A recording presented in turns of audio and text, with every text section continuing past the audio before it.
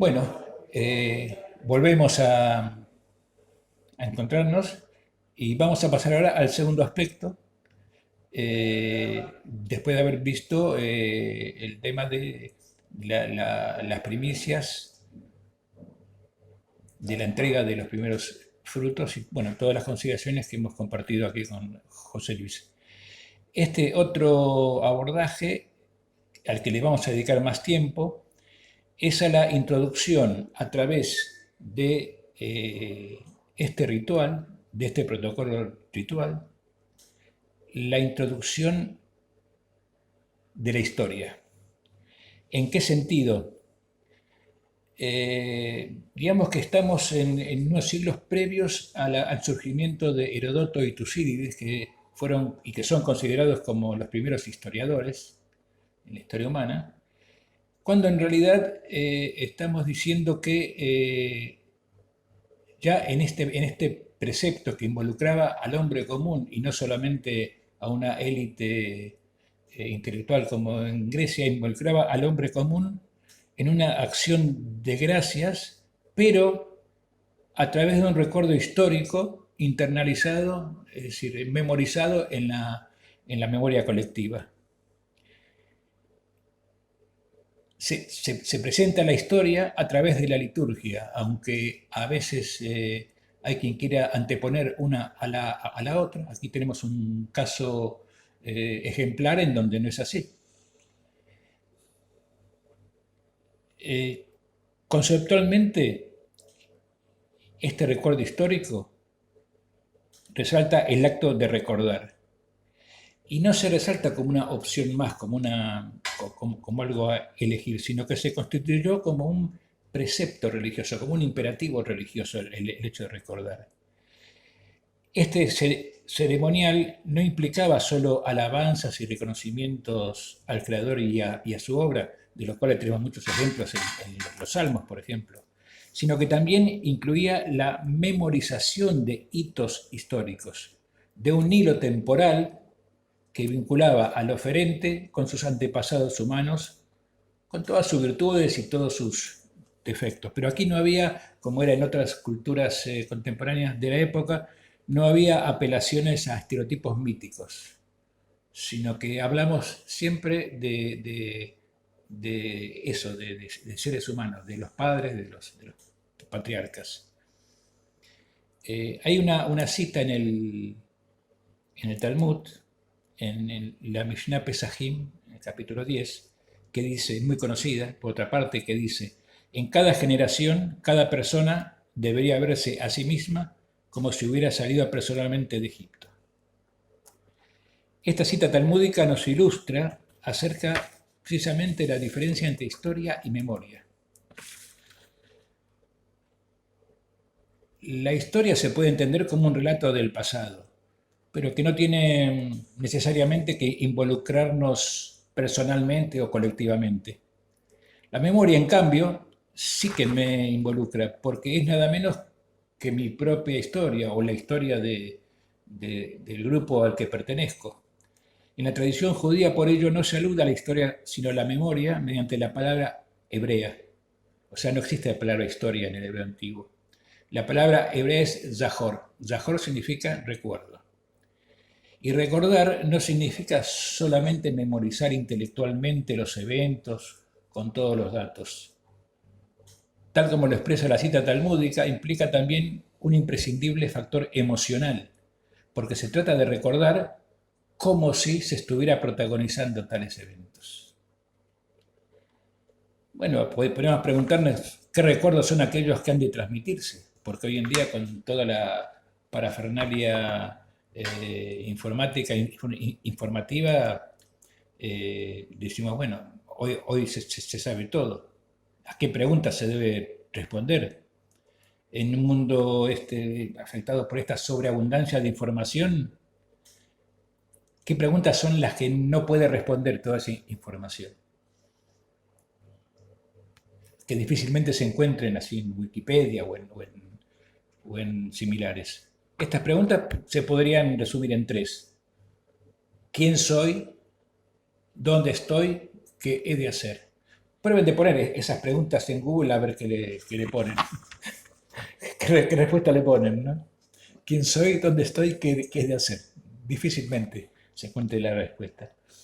La Torah tampoco ofrece ninguna fórmula secreta para esto. Aquí no estamos vendiendo pociones mágicas. Lo que hace sí la Torah, seguramente por ahí esa es una explicación de por qué la Biblia es un bestseller mundial, de lejos de los demás éxitos. La Torá más bien aparenta limitarse a enumerar prescripciones litúrgicas con principios morales y éticos, entrelazados todos ellos con relatos de vidas y de acontecimientos, en ocasiones bastante poco defendibles y en ocasiones majestuosas. En esto consiste su enseñanza, en ofrecernos la posibilidad de que cada judío y eventualmente cada persona haga su propio trabajo en busca de su identidad, enmarcada en una identidad colectiva que es en la historia propia. Porque convengamos que difícilmente podrá existir una memoria individual extendida en el tiempo sin una memoria colectiva que actúe como soporte, como referencia, incluso como biblioteca. El judaísmo es, en suma, quien afirma su identidad, tanto colectiva como individual, a través de su historia, es decir, a través de su memoria. Bueno, en principio era esto lo que quería comentar. Estás invitado a seguir. Bueno, Raúl, me pones un reto difícil por el que avanzar, pero bueno, voy a ver qué puedo aportar a lo que tú has dicho.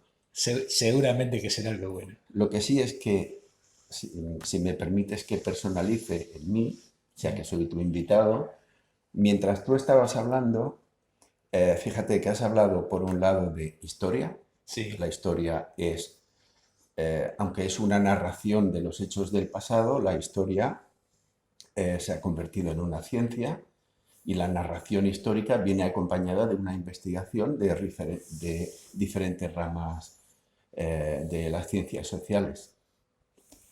Eh, Además, has hablado de memoria colectiva y de memoria individual. ¿Por qué digo que, si me permites personalizar? Porque yo ahora estaba recordando mis primeras acciones en Tarbut Sefarad y estaba recordando, pues igual hace 10 u 11 años, estuve en un acto que celebró Tarbut Sefarad para traer a un grupo de danza que venía desde Israel. Recuerdo que Mario Sabán lo organizó en un centro cultural en La Verneda. Poco después también acudí a una visita que hizo un rabino que había venido de Estados Unidos y Mario nos invitó a una cena en un hotel aquí en Barcelona.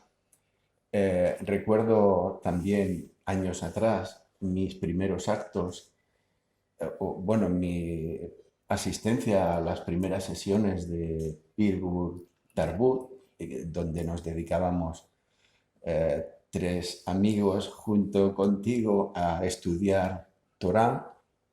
Bueno, todo esto hace referencia a la memoria individual. Eh, entonces, conforme tú ibas hablando, yo recordaba hechos míos vividos desde mi subjetividad, pero es que también, como has hablado de memoria colectiva, lo traslado a esta parashá. Es una parashá que está dentro de los capítulos del Deuteronomio o de Barim y aquí se hace referencia a la memoria colectiva del pueblo de Israel. O sea, el libro Deuteronomio, el quinto libro de la Torá, narra o repite la narración de los hechos vividos por el pueblo de Israel desde que está en una parte de la travesía del desierto hasta que debe pasar el río Jordán con Josué y Moshe se queda en esta orilla del río, Sí. no la pasa. Pues eso forma parte, por un lado, de la historiografía del pueblo de Israel o de la historia del pueblo de Israel, pero también de la memoria colectiva dentro de la subjetividad que cada uno de los componentes de aquella expedición vivieron a nivel individual. Eh, con lo cual, yo me sumo a lo que tú dices, y es que la Torá, al margen del sentido, del significado simbólico que tiene para el pueblo de Israel, la Torá es un libro que traslada, ya no digo el mandato, pero sí las instrucciones o los preceptos que Moshe considera por boca o en nombre del Creador que debe trasladar al pueblo de Israel. Pero es que además de ser un código legal o la fuente del código legal actual, eh, pues es un libro, por no decir extraordinario, es un libro curioso, porque dentro del compendio de diferentes libros tenemos leyes, tenemos historia, tenemos memoria colectiva y tenemos memoria individual, en este caso la vivida por Moshe, que él traslada también al resto de la expedición. Con lo cual, pues estoy contigo, es un libro muy completo y que seguramente supera Todo cierto. a los de Shakespeare y al Quijote de Cervantes. Sí, la idea de... Hoy en día hay una palabra muy hispana que dice rollo. Cuando algo es un rollo, es cuando tiene una extensión un poco más larga que en Twitter. Todo lo que es más largo en Twitter ya es un rollo. No lo Eh, sabía. bueno, no, es una especulación mía, pero quiero decir, todo lo que tiene más de 10 líneas ya es un rollo. Y justamente la Torá Es un es rollo. un rollo. Así Pero, es. es un poco la infravaloración de los textos antiguos que hay, ¿no? De la religión. Se la aparca a un lado como si fuera algo, un ritual de unas gentes muy extrañas, pero no se profundiza en su significado como, bueno, como tratamos de hacer nosotros aquí, ¿no? Bueno, si me permites, para concluir, Sí, respecto a la memoria colectiva, que es un gran ejemplo, la Torá, eh, sí conocemos que los gobiernos, para ensalzar o para rememorar hechos pasados dentro del contexto de la memoria colectiva, erigen monumentos. Todos los, o las ciudades o los países, el gobierno de turno erige un monumento nuevo, si no hay ninguno, que considere que va bien para la sí, ciudadanía sí, sí. recordar determinados hechos Como las históricos. pirámides. Exacto. Bueno, pues en caso del pueblo de Israel, tiene la Torá. No necesita levantar ningún monumento que rememore la historia suya desde que Abraham salió de su casa y fue en busca de la tierra prometida. Bueno, pues muchas gracias por Pues tus aportes, José Luis. a Estoy ti, Raúl, encantado de la charla que hemos tenido. Espero que les haya gustado a quienes nos están viendo. Así que, pues será hasta la próxima. Muchas gracias y Shabbat Shalom.